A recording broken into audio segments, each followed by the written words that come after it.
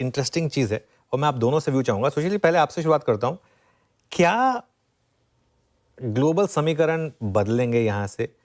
China plus one की हम बात कर रहे हैं, क्या ये जो चाइना और यूएस की अब एक वर्चस्व की लड़ाई है, इसका भारत फायदा उठा सकता है? क्या चाइना इवेंचुअली लॉस में रहेगा और क्या भारत इवेंचुअली फायदे में रहेगा?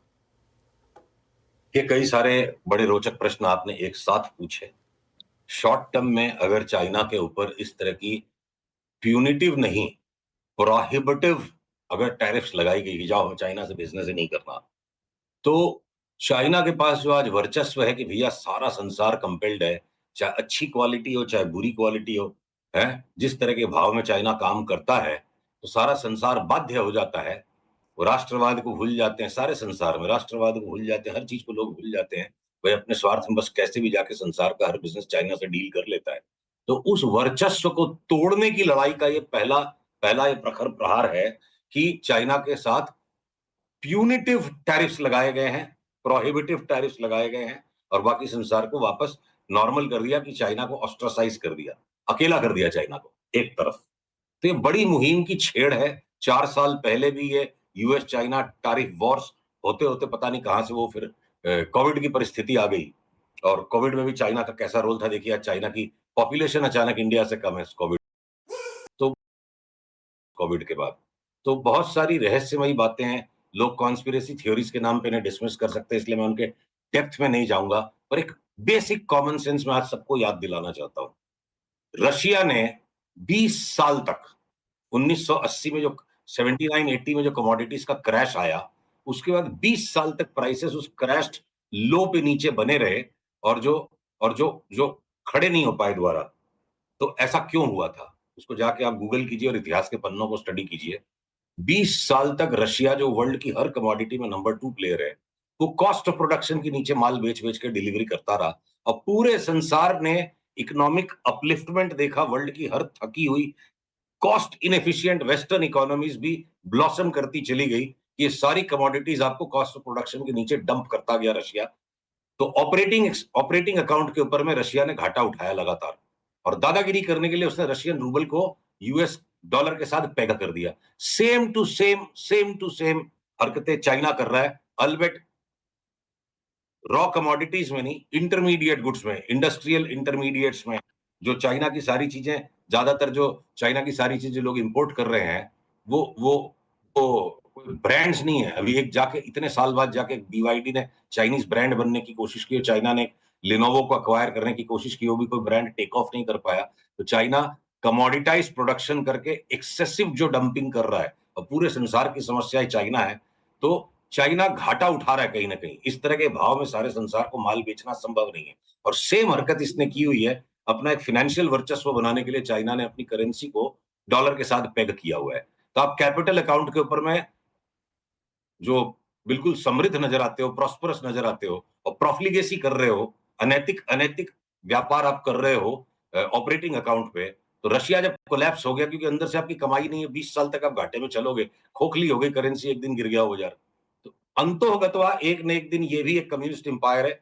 Communism is equal to corruption, ये मेरी पर्सनल बिलीफ है। रशिया उसका सबसे बड़ा जीवंत उदाहरण है।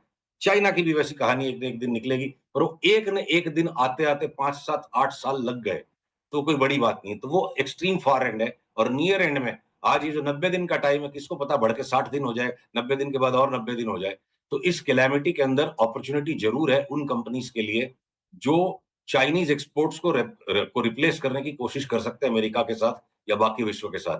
तो चाइना आइसोलेट हो गया है, ऑस्ट्रासाइज हो गया है। ये अब ग्लोबल टैरिफ वॉर नहीं है। पूरे संसार को चाइना के विरुद्ध लेने का ये ट्रंप का एक बहुत ही बेहतरीन मास्टर स्ट्रोक रहा कल का।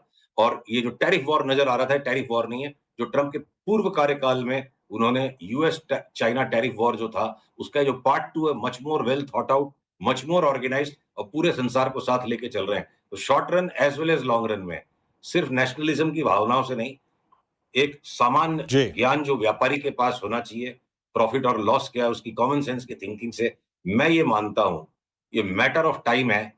ये 5 साल में हो जाएगा, 7 साल में हो जाएगा, 8 साल में हो जाएगा। चाइना का दिवाला पिट जाएगा। चाइना अंदर से दिवालिया है और उसका दिवाला पिटना बाकी है। वो 5 7 8 साल जो भी लगे, चाइना स्टोरी हमेशा के लिए खत्म हो जाएगी। चलिए अब सुशील थोड़ा सा चार्ट्स पे फिर लौटते हैं। आई मीन जैसे कि आपने शुरुआती अपने स्टेटमेंट में कहा कि कल का गैप अप चेज आप नहीं करेंगे और सैद्धांतिक वो बिल्कुल सही भी है, बट फिर भी नीलेश जी भी है, इनफैक्ट सुशील जी, कल तक का जो आपका एनालिसिस था इस इवेंट से पहले यूएस में जो हुआ, चार्ट्स लोअर लेवल्स पे कहाँ स्टेबल थे, प्राइस कहाँ पे स्टेबल थे जहां पर थोड़े बहुत गैप अप्स 1-2% के आप कंसिडर करेंगे? Just putting instance of FMCG जिसकी चर्चा इस कार्यक्रम में काफी बार हुई, स्टेबल चार्ट्स कहां पर हैं जिनको वाकई चेज कर सकते हैं अगले आप 10-12 दिन में, 15 दिन में? सारी चीजों के अंदर में देखिए वैसे क्या है कि 2 मिनट के अंदर में मैं 50 चार्ट तो आपसे डिस्कस नहीं कर पाऊंगा। तो ब्रॉडली स्पीकिंग ही बात करनी पड़ेगी कि जब इतना बड़ा गैप अप खुलेगा उसके बाद कोई स्टॉक में घंटा भर वेट करेंगे, किसी में 5 घंटा वेट करेंगे, किसी में 2 दिन वेट करेंगे। पुल बैक पे लेना है, छापम-छापी करके लेने वाला बाजार नहीं है ये। चलिए एक काम करते हैं अब सुशील जी तो कल अगर आप मुझे दे सकें 5 बाय आइडियाज और 5 सेल आइडियाज कल के गैप अप के बाद, तो वो क्या होंगे? अनफेयर क्वेश्चन है अनुज। चलिए आप अपने हिसाब से उसको चेंज कर लीजिए। हाँ, तो देखिए जब गैप अप के ऊपर हमें वेट करके पुल बैक में अगर नीचे लेना है तो मैं पहले से हाँ। स्टॉप आइडियाज आपको नहीं दूंगा। पर अब अगर कोई गैप डाउन माने गैप अप होने के बाद जो भी पुल बैक मिले या आप 2 से 3-4% तक की सेंसिटिविटी को बर्दाश्त कर सको, उतने फ्लक्चुएशन को बर्दाश्त कर सको और उस माइंड से अगर आपको लेना है, तो मैं ये कहूँगा हाँ, वीरू के एक प्रश्न के अंदर में मेरे को वहाँ संशोधन करने की ज़रूरत है। मैं बोला कि किसी भी चीज़ को गैप डाउन है। देखिए, जिस तरह का बड़ा रिवर्सल आपको कल आईटी स्टॉक्स में दिखेगा और वो अपने परफेक्ट बॉटम पे थे। वो अपने परफेक्ट बॉटम पे थे कल के ट्रेड में और कल वो जिस तरह का बड़ा गैप अप उनमें दिखेगा, वो बिल्कुल अपने बॉटम से निकल कर के भागेंगे। तो उनमें हो सकता है कि सबसे कम पुल बैक हमें मिले और वहाँ हमें थोड़ी चेज़िंग करनी पड़ सकती है। तो आईटी के स्टॉक्स में चूंकि आपके यहाँ बड़ी रिटेल ऑडियंस और बड़े सेंसिटिव हो जाते हैं लोग, जो कल के लो थे, वहां तक की बर्दाश्त रखिए। मैं एग्जैक्ट स्टॉप लॉसेस एक साथ 20 स्टॉक्स के आपको भी नहीं बता पाऊंगा, बताऊंगा भी नहीं।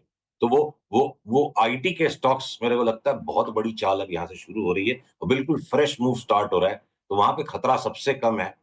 मैं बैंक्स के स्टॉक्स के अंदर में जरा-सा भी ऊपर की तरफ जहाँ रिबाउंड बनेगा, जैसे कोटक महिंद्रा बैंक ₹20 ₹25 बढ़ते के साथ मैं उसको बेचना शुरू कर दूँगा। या हो सकता है आईसीआईसीआई बैंक ₹20-25 बढ़े। आईसीआईसीआई कोटक हमारी शॉर्टिंग लिस्ट में है और आईटी के स्टॉक्स हमारी बाइंग लिस्ट पे है। अब आईटी में से कोई भी 4-5 स्टॉक्स चुन लीजिए। दूसरा अगर मैं बोलूँ कि आपको जो ऑटो एंसिलरी के स्टॉक्स हैं, एमएनसी जैसे बॉश, उसको हमें हर भाव से लेना है। वहाँ कोई स्टॉप लॉस नहीं है, कोई पुलबैक नहीं है, रोज उसमें एसआईपी करो। तो अलग-अलग स्टॉक्स का अलग-अलग कैरेक्टर है। तो ब्रॉडली अनुज, कल से आईटी में बेफाम तेजी शुरू और सामने हेज करने के लिए हम एक-एक करके प्राइवेट बैंक्स में अपनी जैसे-जैसे कोई भी ऊपर का थ्रोबैक आएगा ऊपर के भाव जैसे कोई भी बैंकों में आएँगे, हम वापस से उनमें शॉर्ट्स को रिज़्यूम कर देंगे। ओके, चलिए